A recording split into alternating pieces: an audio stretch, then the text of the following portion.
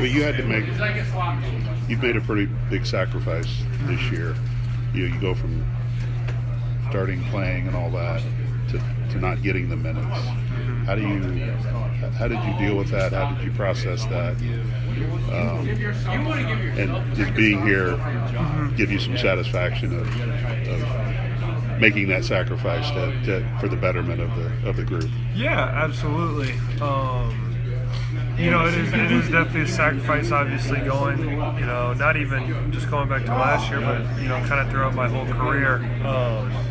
Just used to always playing. So it's definitely, it's a new experience, and a little bit of a humbling one for sure, but, I just kind of going back to what I've said all month. I think it's just realizing that, our goals as a team and our objectives as a team are greater than, whatever my individual desires and whatever my individual goals would be. And it doesn't always seem like that in the moment. Obviously, you want to play a lot. You want to be, on the court and in the game's a very crucial part of the game. But that's not, necessarily always the case. So I think it just goes back to, once again, like I've been saying, just, whatever my role is,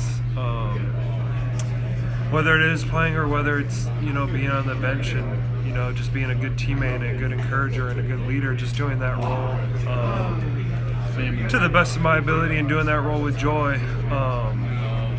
Because, Coach Bain talks about it a lot. At the end of the day, he's always going to put Purdue first, and, being a guy here who feels a lot of loyalty to Purdue, I'm going to do the same thing. And if that's, in a way that gets a lot of more, individual stuff on me, great. But if it's not, great as well. So, is this the payoff then? Is this a bit absolutely. of a payoff? For sure. Yeah. Is it just being here, the sacrifice and all that, just in your mind was seeing how everybody's reacted so far to you guys being here? Yeah, it's awesome. Just seeing the way, I think I saw a video on like Instagram or something of like State Street at Purdue, and like Harry's and all that. So being able to see that's pretty cool. But even just with our own individual team, with the coaches, obviously Coach Paint, he's been working at this for however long he's been here, 19 years now, 20 years, something like that. And he gets a lot of crap, undeservedly so.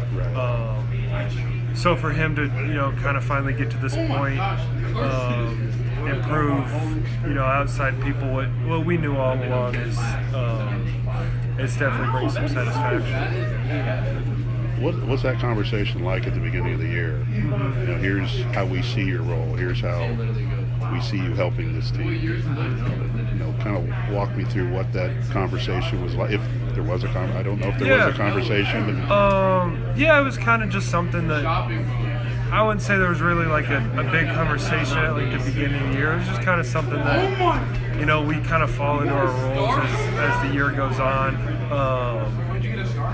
But I would say it's just, obviously he talked a lot about how Zach, regardless of what anyone else does, Zach's obviously going to eat up 35 minutes a game. And so it's kind of just about finding minutes, outside of those 35 minutes that he's going to take up. But it's just, I feel like it's just kind of something that, you kind of fall into as the year goes on. I know you got a game Monday night and all that, but as you looked ahead to the off season, have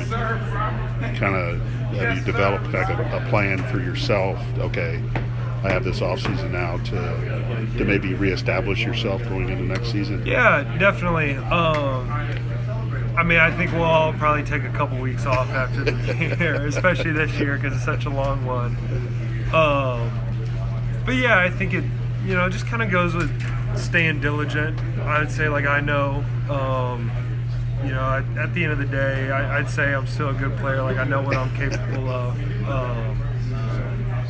So only having one more year, it's just kind of about, proving that, you don't really have anything to lose, at least how I'll go into it looking at it. So you still have that fire, that passion? Absolutely. Absolutely. I love basketball. I'm going to be sad when I'm done playing for sure. So. Good deal.